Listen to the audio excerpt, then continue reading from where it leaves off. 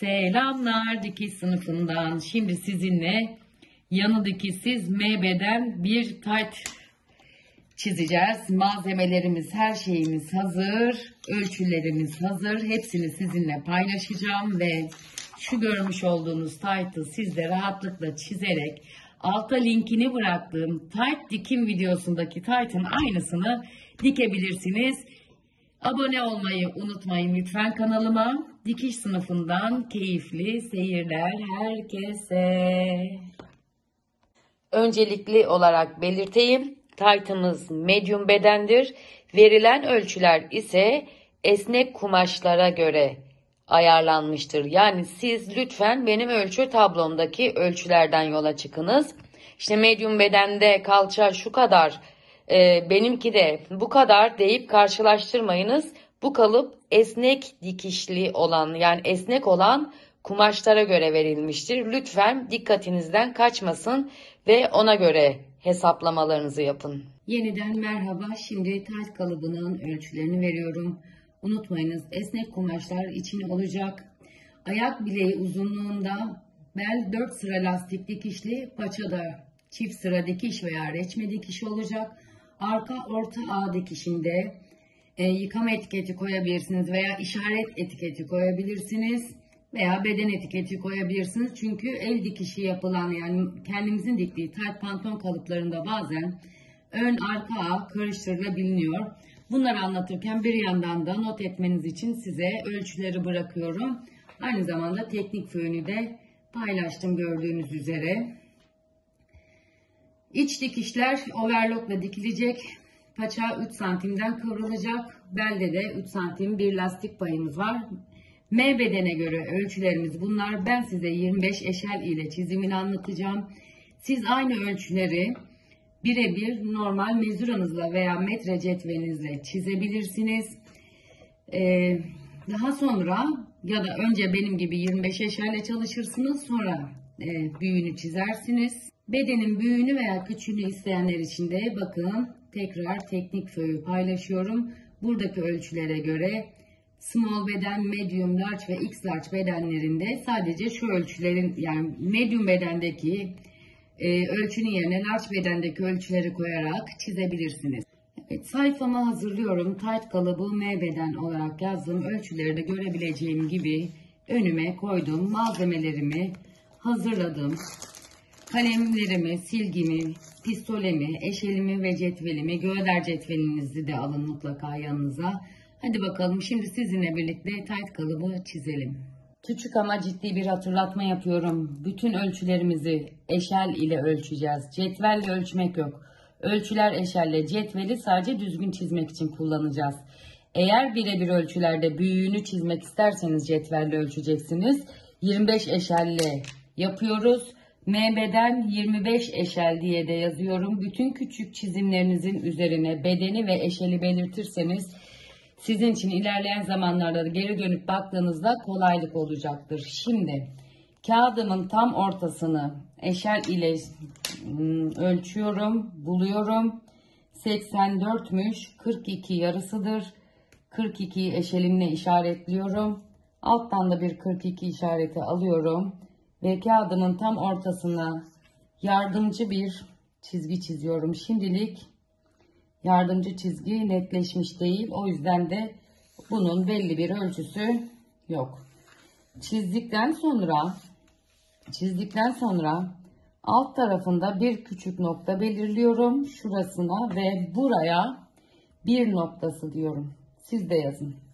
Bir noktasını belirledikten sonra bir noktasından yukarıya çizginin üzerinde yan boy ölçümüz olan 87 santim işaretleyeceğim. Nereden biliyorum yan boy ölçümü? Ölçü tablomdan.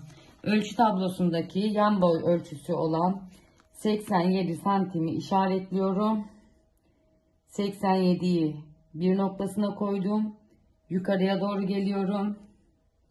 Ve kaydırmadan buraya bir işaret koyuyorum. Bu işaretim benim 2 noktasıdır. 2 noktası. Gözüküyordur inşallah. Şöyle bir netleyeyim ekranımı da. 2 noktasından aşağıya doğru oturuş yüksekliğimiz olan 25.5'i işaretleyeceğim. Gene onu ölçü tablomdan buluyorum. 2 noktasından aşağıya oturuş yüksekliğini işaretliyorum ve oraya 3 noktası diyorum. 25,5'u işaretledim ve 3 dedim. Buraya kadar ne yaptım? Bir ortalayarak çizgi çizdim. Bir noktası dedim. Yukarıya çıktım. 85 santim, 87 santim işaretledim. Sizin boyunuz 90'dır. Siz 90 işaretleyin. 100'dür. 100 işaretleyin gibi. 2'den aşağıya da 3. Ama acemiler için önce bu ölçülere sadık kalmanızı öneriyorum. 3 noktasını da belirledikten sonra 3 noktasından yukarıya 2-3 noktasının arasının 1/4'ünü işaretleyeceğim. Ne demek o? 2 ile 3 noktasının arasını buluyorum. 24 santim, bende 25 santim pardon. 25 santimi 4'e böleceğim. 25/4 işaretleyeceğim buraya. 25'in 4'e bölünmüş hali 6.25 olduğu için ben bu 6.25 çizgisini 3 noktasından yukarıya doğru işaretliyorum. 6.25. Tabi eşerle bu 25'ler buçuklar falan çok zordur ama şu cetvelle yapıyor olsam 6.5'la yani 6.5'la altın arası olan şu 6.25'i işaretlemiş olacaktım. Ama eşelinde orası çok küçük olduğu için kameraya yaklaştırıyorum. Şurasını işaretliyorum hemen. İşaretledikten sonra buraya 4 noktası diyorum. 4 noktamı da işaretlemiş oldum. Şimdi ne yapıyorum? Şimdi 1 ile 3 arasını ölçeceğim. Bende 62 çıktı. Bu 62'nin şu kağıt üzerinde göstereyim. Yani 1 ve 3 arası ölçülecek. Anlaşıldı mı? Bende kaç çıktı? 62. Sizde de 62 çıkması gerekiyor. Bunun yarısının artı 5 santimini bulacağız. Yani 62'nin yarısı kaç? 31 artı 5 eşittir 36 santimetreyi bir noktasından yukarıya doğru işaretleyeceğim. Burayı tekrar etmeme gerek olduğunu düşünmüyorum.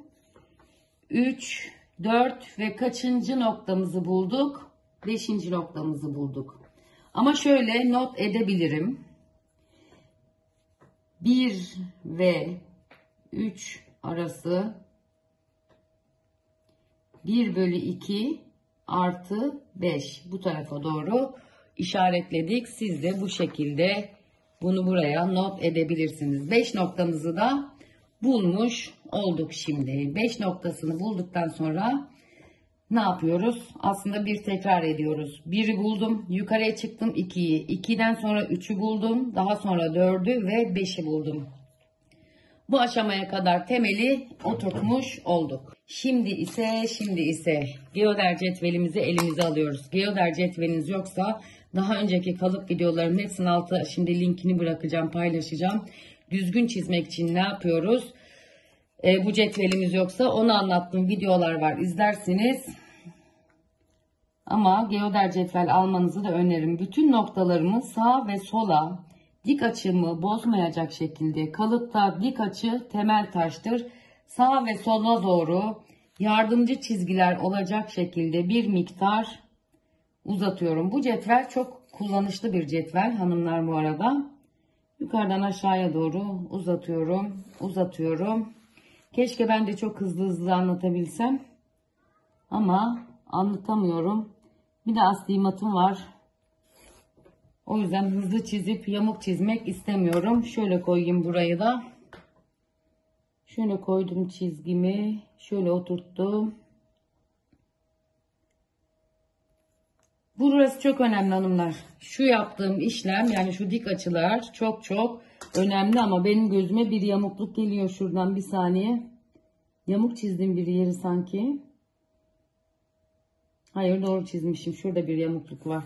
Hiç kaçırmam. 1 milimi bile hemen anında fark ederim. Ne kalıbı çiziyor olursanız olun. Her kalıp videomda söylüyorum. Buradaki çizgilerin mesafesi birbirine her yerde aynı olacak. Dik açılar bu şekilde olacak. Eğer böyle olmazsa boşuna kalıp öğrenmeye çalışmayın. Önce bu cetveli kullanmayı, dik açı oluşturmayı ve dik açılarla çizgileri düzgün çizmeyi öğrenin. Temel taşıdır söylediğim gibi. Şimdi paça çevresini işaretleyeceğiz. Bizim paça çevremiz kaç? 19 santim. 19'un yarısı olan 9,5 santimi bir noktasının soluna ve sağına işaretleyeceğiz. 9,5 sol tarafa. Burası 6 noktası. 9,5 sağ tarafa işaretliyorum. Burası da 7 noktası olacak. Paça çevremizi nereden bulduk? Tekrar söylüyorum. Ölçü tablomuzdan bulduk.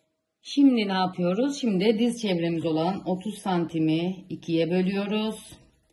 Çıkan 15'i 5 noktasından sola doğru işaretliyorum. 15 santim. 5 noktasından sağa doğru işaretliyorum. 15 santim ve bu noktama 8, bu noktama 9 yazıyorum. Burası da diz çevresi oluyor. Diz çevresi oluyor. Sıra geldi şimdi de. Şimdi kalça çizgimizi buluyoruz. Kalçamız kaçtı bizim? 41 santim.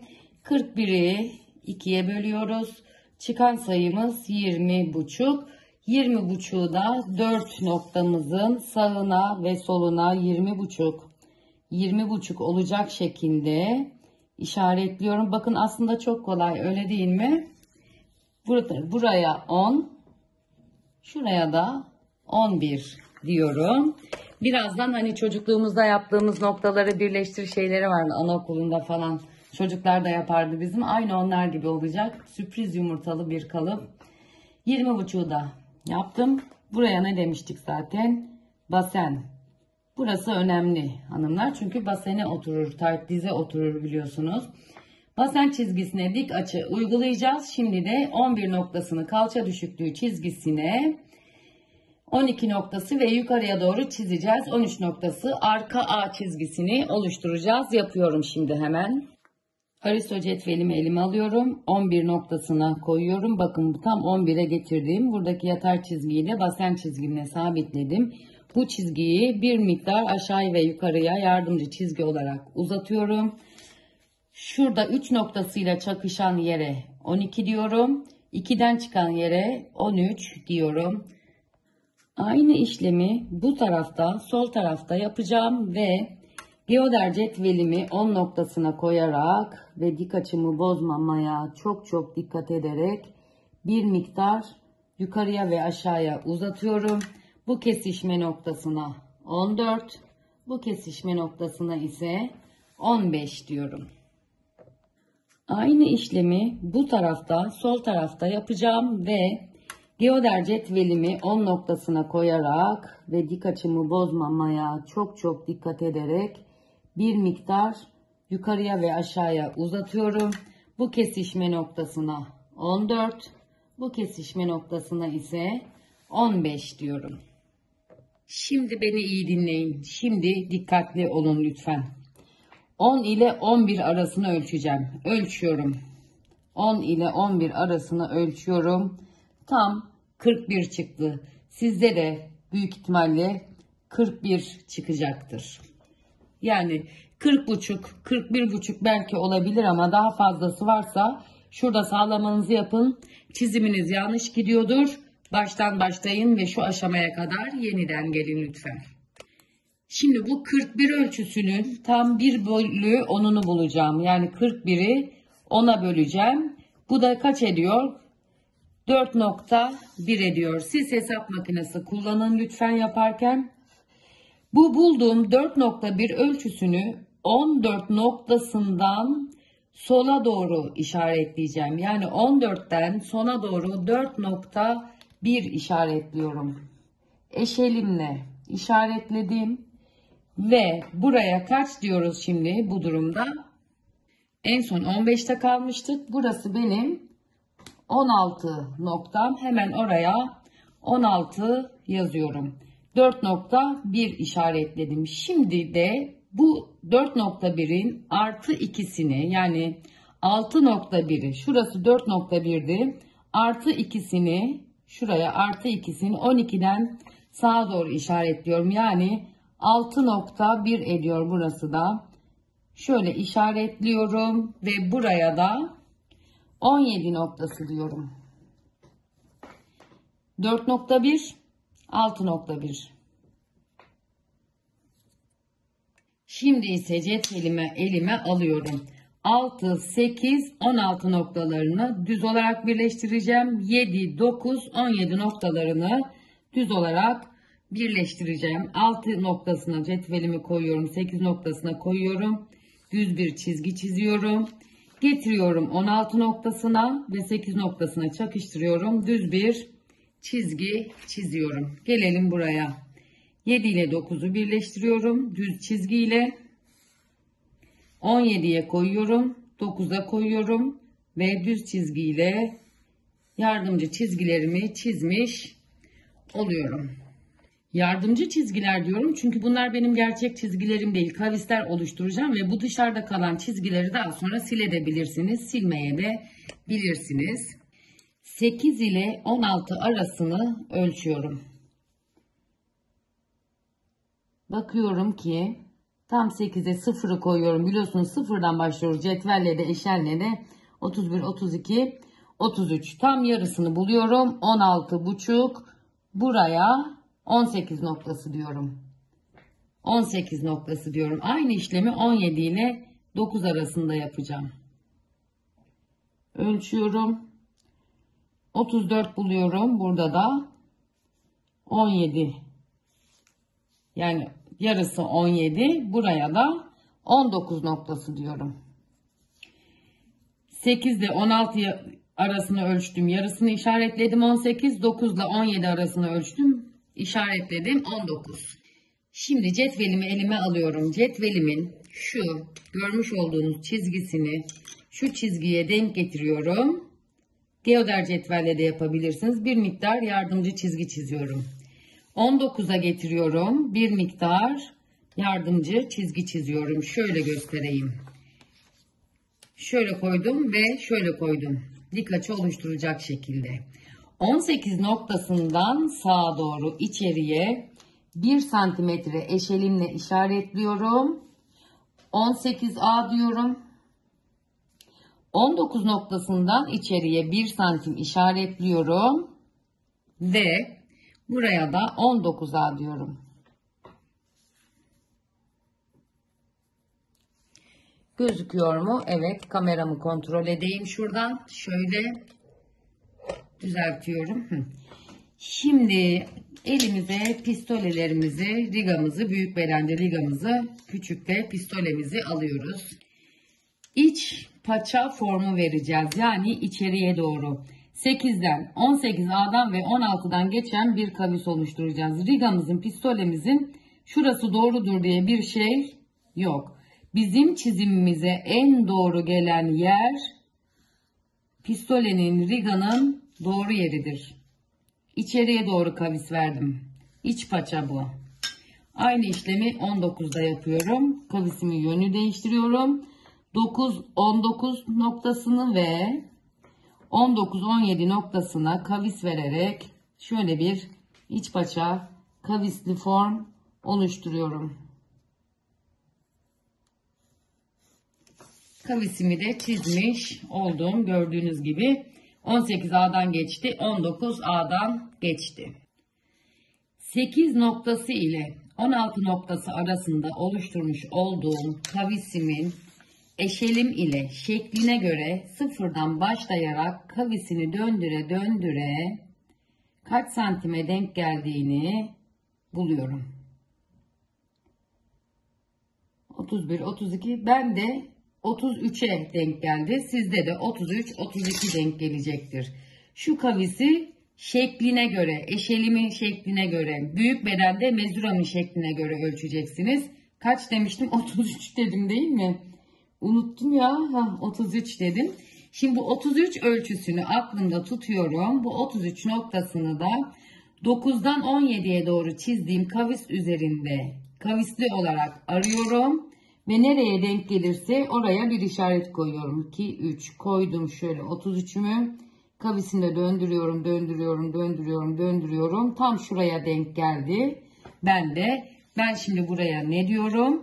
20 noktası diyorum. 20 noktamı da bulmuş oldum. Şimdi kartımız yavaş yavaş şekillenmeye başladı. 15 noktamız var. 15 noktamız şurasıydı, hatırlatayım. Buradan aşağıya 1 veya 1,5 santim iniyoruz. Ben genelde 1,5 santim inmeyi tercih ediyorum. 1,5 santimi işaretledikten sonra buraya 21 noktası diyorum. Bu noktaları koymanız, yani sayıları koymanız önemli ki sonradan aklımız karışmasın. Şimdi ne yapıyorum bakın, 21 noktasına cetvelimi denk getiriyorum.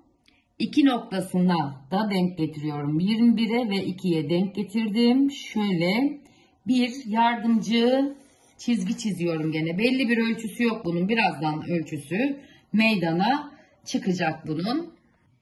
12 noktasından yukarıya doğru çıkardığımız çizgiyle yeni çizdiğimiz çizginin çakışma yeri, yani tam şu çakışma noktasına kalemimi koyuyorum ve burası 22 noktası oluyor.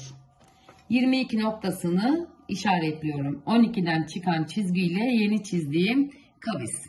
Evet, önemli bir yerine daha geldik. Burada bize geoder cetvel lazım. Ama evinizde geoder cetveliniz yok ise, çocuklarımızın kullandığı gönye açı ölçer cetvelleri var ya, şöyle küçük üçgen yuvarlak oluyor. Onları da alabilirsiniz ama açı ölçer daha iyidir gönye olan. Şimdi bu kenarı şu çizgi üzerine oturtacağım. Şu kenarı da 11 ile çakıştıracağım. 11 ile çakıştırıp şu kavisli çizgimin üzerine getiriyorum. Burayı çakıştırdım. Burayı da 11'e. Şu çizdiğim vardı ya, 21'den ve 2'den çıkan 22'yi işaretlediğim. O burası. Şurası da 11'e denk geldi. Tam nereye denk geliyorsa buraya bir işaret koyuyorum. Benim bu işaretimin numarası da 23 oluyor. 23 noktası ile 11 noktasını düz bir çizgi ile cetvelimle birleştiriyorum. Buraya kadar umarım anlaşılmıştır. Çünkü şimdi A formlarını vereceğiz. Yani arka A formunu vereceğiz. Ön A formunu vereceğiz. Şimdi ne yapıyoruz? Burasını iyi dinleyin. 11 ile 20 noktası arasını pistolemiz ile arka A formu vererek çizeceğiz. Şöyle çevirerek size rahat göstereyim bunu. Pistolemizin bakın burası olur. Şurası olur. Burası olur. Neresi size rahat çizdiriyorsa ve o formu, istediğiniz formu elde etmenizi sağlıyorsa pistolemizin orasıyla çizeceksiniz demektir. Şöyle köşeler oluşmayacak. Şöyle bir bütünlük gelecek burada. Arka ağı çizmiş olduk. Burası tabi anladığınız üzere arka oldu. Ön A formumuzu çizerken de 16 ile 10 noktalarını gene pistolemizin en uygun gelecek yeriyle. Bununla da olabilir. Şununla da olabilir. Hiç fark etmez. Elinizde hangisi varsa onunla çizebilirsiniz. Bakın ben yıllardır çiziyorum. Hala gördüğünüz gibi doğru arıyorum. Önemli olan şey şuralarda kırıklık oluşturmamaktır. Şuralarda kırıklık oluşmayacak ve A formunu vermiş olacağız. Burası da bizim ön A formumuz oldu. Hanımlar ve beyler, bizim aslında far çizimimiz bitti. Şimdi yapmamız gereken hangi çizgiler bizim keskin çizgilerimizdir? Onları belirleyeceğiz sizinle birlikte. Burasını da güzel dinleyin. 23 noktası ile 11 noktasını birleştirmiştik, hatırlayacaksınız. 21 ile 23 arasında çizmiş olduğumuz çizgi bizim kesin çizgimizdir. Cetveli koyuyorum. Gözümdeki astigmattan dolayı da emin olmak istiyorum. 21 ile 23'ü bakın keskin çizgi olarak birleştirdim. Burası benim neresi?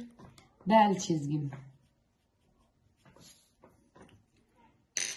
Bu birinci keskin çizgim.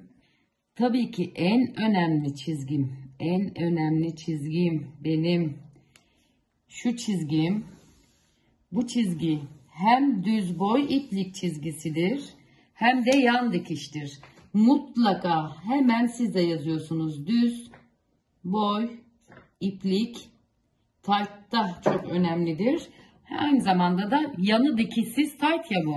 Yan çizgimiz bizim. Devam ediyorum keskin çizgilerimi çizmeye. Şurası benim keskin çizgim. Yani son çizgim, buralardan keseceğiz.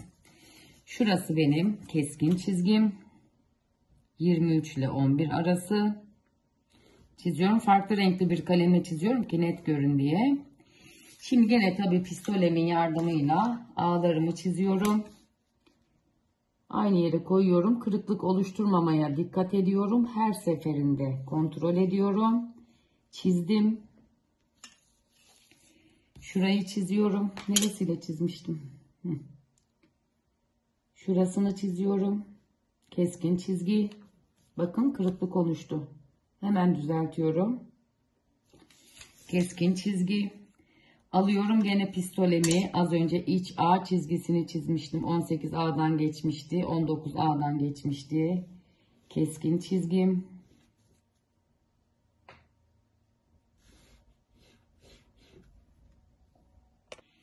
Geliyorum buraya. 17 ile 19A'yı birleştirmiştim. Kavisli olarak içe doğru keskin çizgim. Şurada yanlışlık yaptım. Şurası keskin çizgi değil. Keskin çizgi şurası. Şurası yok. Şimdi buraya geliyorum. Gözlerim yoruldu. Hanımlar, hocanız yaşlanıyor. Yine hep hanımlarla konuşuyorum. Alışkanlık oldu bende. Geldim. Şuraya mutlaka 2 tane çıt işareti koyuyorum. Çünkü bunlar bizim dizimizde kestiğimiz zaman taytı denk getirilecek olan çizgiler ve çok önemlidir. Şimdi artık taytımı son şeklini verebiliriz. Şunu veriyorum. Düz boy ipliğini mutlaka alıyorsunuz. Şunu veriyorum. Eğer bu taytı çizerseniz, denerseniz, dikerseniz lütfen ama lütfen dikiş sınıfı Instagram'dan bana mesajla iletin. Ben de size etiketleyerek hikayemde paylaşayım. Şimdi ne yazıyorum ben buraya? Yanı dikişsiz tayt. Tabii ki adımı ve M beden olduğunu mutlaka belirtiyorum. Çünkü aradan günler geçiyor. Çünkü aradan yıllar geçiyor. Unutuluyor. Benim taytım şu şekilde şimdi bitmiş oldu. Önemli olan şey yanı dikişsiz olması, düz boy ipliği, dizdeki çıt işaretlerim. Çok uzun bir video olacak. Olsun istemiyorum. Bakın ölçü tablosunu yeniden paylaşıyorum. Biz M bedeni ölçülerine göre yaptık. Ama siz bunu L, X small yani bu paylaştığım ölçülerle aynı bu şekilde yapabilirsiniz. Abone olmayı ve dikiş sınıfında kalmayı unutmayınız. Taytımız bu kadar hanımlar. İnşallah anlaşılır olmuştur. Yorumlara mutlaka bekliyorum sizi. İnşallah akıcı olmuştur ve kalıp videoları çekmemin devam etmesini istiyorsanız bunu da bana yazınız lütfen. Sevgiler dikiş sınıfından. Öpüyorum herkesi.